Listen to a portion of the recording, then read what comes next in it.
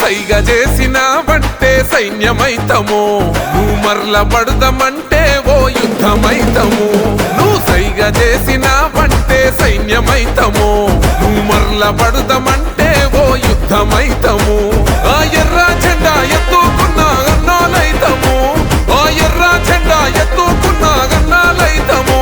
మా ప్రాణాలే పోతున్న నీ జెండా మోస్తాము. పిఠాపురం మేము పిఠాపురం ఎమ్మెల్యే గారి తాలూకా, అసెంబ్లీల పులి కూసుందిరా సూడిగా. చల్ పిఠాపురం ఎమ్మెల్యే గారి తాలూకా, అసెంబ్లీల పులి కూసుందిరా సూడిగా.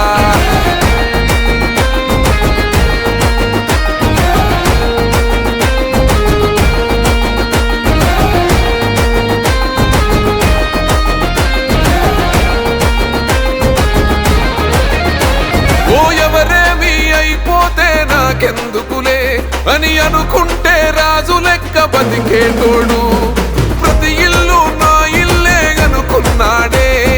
అందుకేగ మీ అందరి మాట పడ్డాడు. మా పవనన్నని ఒక్కసారి తాకి చూడురా, మా అన్నదమ్ములంతా నీకు అగ్గి పెడతారు. మా పవనన్న ఆశయాన్ని వచ్చి చూడురా, చల్పగోడైన జనసేన జెండా పడతాడు. పిఠాపురం మేము పిఠాపురం ఎమ్మెల్యే గారి తాలూకా, అసెంబ్లీల పులి కూసుందిరా సూడిగా. చల్ పిఠాపురం ఎమ్మెల్యే గారి తాలూకా, అసెంబ్లీల పులి కూసుందిరా సూడిగా. ఆంధ్ర అడవుల్లో నక్కలున్నాయి, ఆ నక్కలలో ఒకటే ఒక సింహమున్నది. ఆ సింహం ఆకలితో తిరుగుతున్నది, చల్ దొరికిన వా మీద దునికి గావు పడుతుంది.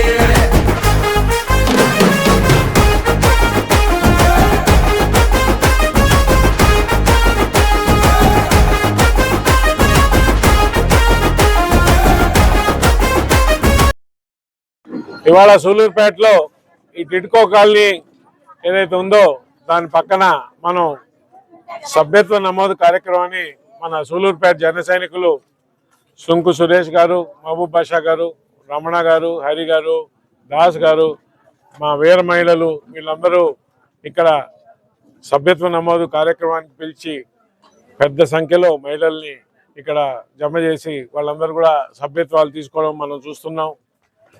ఇవాళ పవన్ కళ్యాణ్ గారి నాయకత్వంలో జనసేన పార్టీ, మన పవన్ కళ్యాణ్ గారి ఏ విధమైతే ఆయన పనితీరుందో దాన్ని చూసి ప్రజలు చాలా మెచ్చుకొని జనసేన పార్టీని, పవన్ కళ్యాణ్ గారి నాయకత్వాన్ని బలపరిచే విధంగా అదే సంఖ్యలో మనం సభ్యత్వాలు నమోదు చేసుకుంటున్నారని మీకు తెలియజేసుకుంటున్నాను.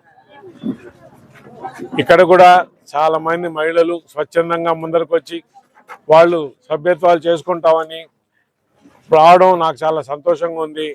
మిట్ట మధ్యాహ్నం ఇవాళ 1:30 అయినా కానీ సభ్యత్వాల కార్యక్రమం నడుస్తున్నదంటే ఇంత ఎండలో వాళ్ళకి జనసేన పార్టీ మీద ఎంత మక్కువ, మా నాయకుడు పవన్ కళ్యాణ్ గారంటే వాళ్ళకి ఎన్నలేని అభిమానం దీన్ని బట్టి నిరూపిస్తున్నారు. ఇకపోతే నా పేరు అజయ్ కుమార్ వేములపాటి, జనసేన పార్టీలో ఒక జన సైనికుడిని. అదే కాకుండా పవన్ కళ్యాణ్ గారు సిఫారసు చేయగా ఈ కూటమి ప్రభుత్వం నన్ను ఆంధ్రప్రదేశ్ టిడ్కో కార్పొరేషన్ చైర్మన్గా కూడా నియమించింది. టిడ్కో కార్పొరేషన్ అంటే ఇగోండి మన కళ్ళ ముందర కనిపిస్తున్నాయి ఇటువంటి ఇళ్ళు, ఇవన్నీ కూడా కట్టే సంస్థ టిడ్కో. ఈ సంస్థకి కార్పొరేషన్ చైర్మన్గా నేను గత 18 నెలలుగా పనిచేస్తున్నాను. ఈ ఇళ్ళు ఏవైతే కనిపిస్తున్నాయో మనకు సూలూరుపేటలో, ఇటువంటి ఇళ్ళు మన ఆంధ్ర రాష్ట్రం మొత్తం మీద 160 పట్టణాల్లో 2,61,500 ఇళ్ళు నిర్మించే క్రమం నడుస్తున్నది.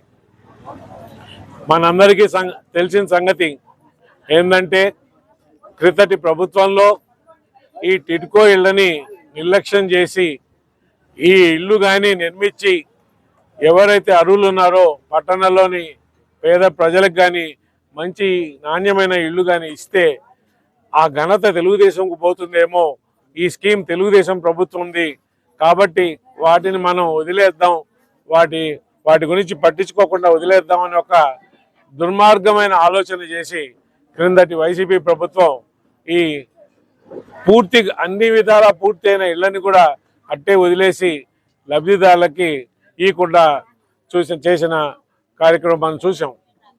యాక్చువల్గా 17వ తేదీ మన ముఖ్యమంత్రి గారు నాయుడుపేటకు వచ్చి నాయుడుపేటలో టిడ్కో కాలనీలు వాళ్ళందరికీ వాళ్ళ చేతులకి ఇచ్చి ఒక 4 ఇళ్లలో ఆయన పోయి ఉండే కార్యక్రమం ఒకటి ఉండింది.